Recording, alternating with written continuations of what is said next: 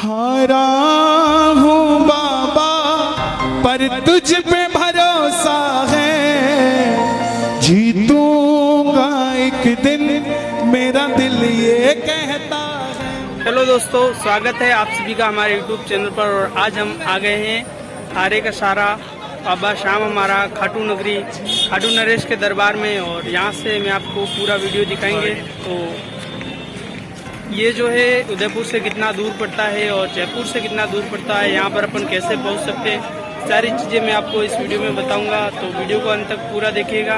तो चलिए आगे जाकर यहाँ का कैसा मार्केट है और किस तरीके से अपन दर्शन करेंगे, सारी चीज़ें मैं आपको बताऊँगा। तो यहाँ से जयपुर से लगभग ये 88 किलोमीटर दूर है। यहाँ पर आप बस से भी आ सकते हो और बाकी प्राइवेट गाड़ी लेके भी आ सकते हो आप। हमारी जर्नी स्टार्ट होती है उदयपुर से। और तो अभी हम जाने वाले हैं जयपुर। चलिए अभी जयपुर जाके दिखाते हैं। जयपुर के सीन बहुत ही अलग है। सुबह सुबह हम जयपुर जंक्शन पर उतर गए थे और अभी यहाँ से हम बस में बैठ के खाटू श्याम जी जा रहे थे। और रास्ते में बहुत सारे यात्री पैदल यात्रा करते हुए दिखे। और दोस्तों, खाटू श्याम जी और जयपुर के बीच में 2 टोल आते हैं। तो दोनों हाथ उठा के जरा ताली बजाकर मिलके 1 2 3 ये 4।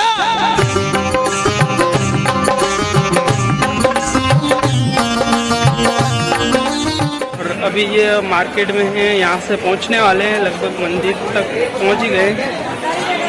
चलिए आगे का व्यू दिखाता हूँ मैं आपको।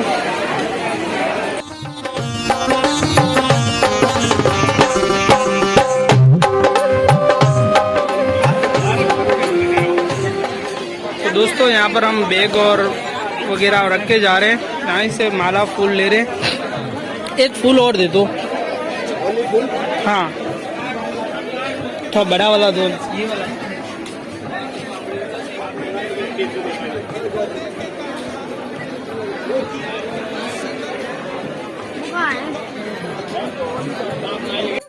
दोस्तों, अभी हमने यहाँ मार्केट में आए, यहाँ पर अपने बैग वैग रख के यहाँ से फूल माला लिए और जा रहे हैं अभी अपने अंदर दर्शन के लिए। ताली बजे जरा दोनों हाथ उठा के 1 2 3 4।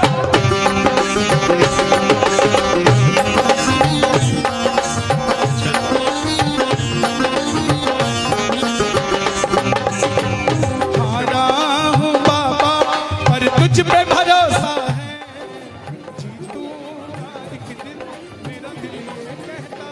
इस तरफ दोस्तों रेलिंग लगी हुई है। जब ज़्यादा भीड़ होती है तो ये वाली रेलिंग खोल देते हैं। तो एक दिन मेरा दिल ये कहता है, मेरे माझी बन जाओ मेरी नाम। दोस्तों, यहाँ पर मैंने आपको मंदिर के दर्शन करवा दिए और वैसे तो अंदर कैमरा अलाउ नहीं था, लेकिन फिर भी मैं आपको फोटो दिखाने का प्रयास करूँगा।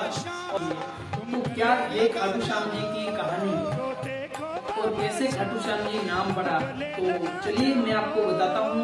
तो बात है महाभारत काल की, जब महाबली भीम अज्ञातवास के दौरान पांडवों के साथ में दर दर भटक रहे होते हैं। तो एक दिन वो हिडिंब राक्षस के एरिया में चले जाते हैं और हिडिंब राक्षस अपनी बहन हिडिंबा से कहता है कि मुझे अपने एरिया में मनुष्य की गंध आ रही है, तो आप जाओ और ढूंढ के लाओ, मुझे मनुष्य का भोजन करना है।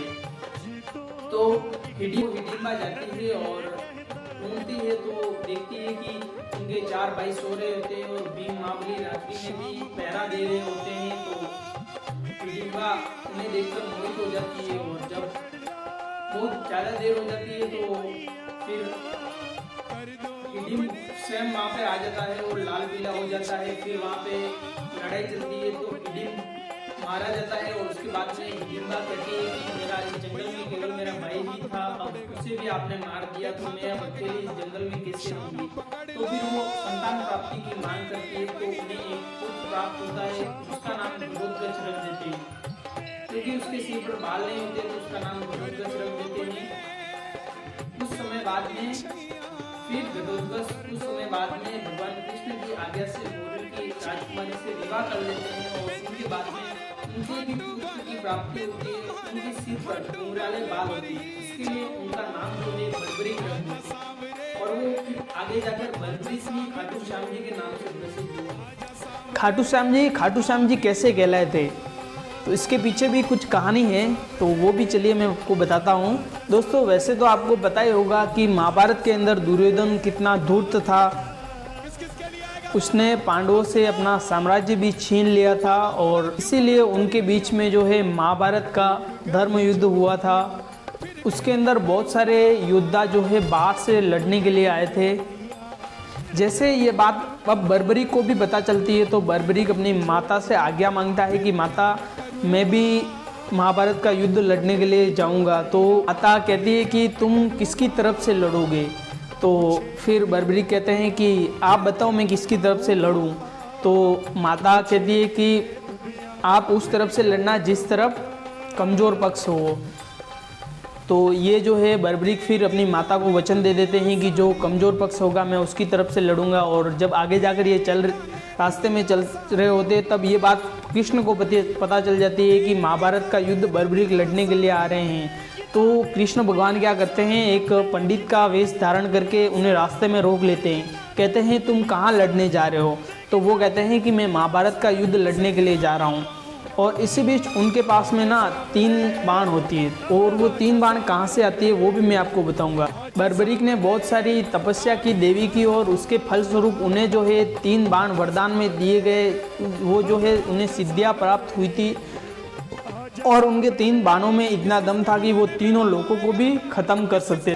और इसी के साथ एक विजय नाम का ब्राह्मण जिन्होंने उनका यज्ञ संपन्न करवाया था, तो यज्ञ संपन्न करवाया वहाँ पर उन्हें कुछ सिंदूर मिला था। अगर वो तीर के आगे लगा देते थे तो उन्हें सामने वाले के मन में क्या चल रहा है वो सारी बातें बर्बरीक जो है जान लेते थे। तो उन्होंने इसी विद्या का उपयोग करके भगवान कृष्ण जो पंडित के रूप में आए थे तो उनके मन की इच्छा जान ली। तो फिर कृष्ण के तो दिमाग में था कि कौरव जो है एक तरफ 100 भाई है और एक तरफ पांडव 5 भाई है। अगर कृष्ण को तो ये भी पता था कि पांडव जीत जाएंगे और दुर्योधन का पक्ष जो है कमज़ोर हो जाएगा। अगर ये दुर्योधन के साथ में मिल गए तो पांडवों का जीतना मुश्किल है, नहीं नामुमकिन हो जाएगा।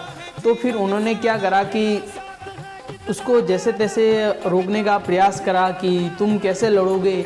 इस तरीके से उसे बर्बरीक को चिढ़ाया कि तुम कैसे लड़ोगे, तुम्हारे पास क्या है। तो उन्होंने कहा मेरे पास ये 3 बाण हैं। तो कृष्ण ने उनकी परीक्षा लेनी चाहिए, कहा कि तुम इस पीपल के पेड़ के सारे पत्तों को बेध कर दिखा सकते हो क्या। तो उन्होंने एक ही बाण के अंदर क्या करा कि सारे पत्ते जो है बेध दिए और एक पत्ता कृष्ण ने अपने पैर के नीचे छुपा लिया था। तो वो जो है तीर उनके पैर के पास में आगे रुक गया और बर्बरीक ने कहा आप अपना पैर हटाइए, आपके पैर के नीचे भी एक पत्ता है, उसे भी ये मेरा तीर बेध देगा। इससे जो है कृष्ण को लगा कि ये और भी बलशाली हो सकते हैं। तो फिर कृष्ण ने कहा कि मुझे तुमसे कुछ चाहिए, तुम मुझे दोगे क्या।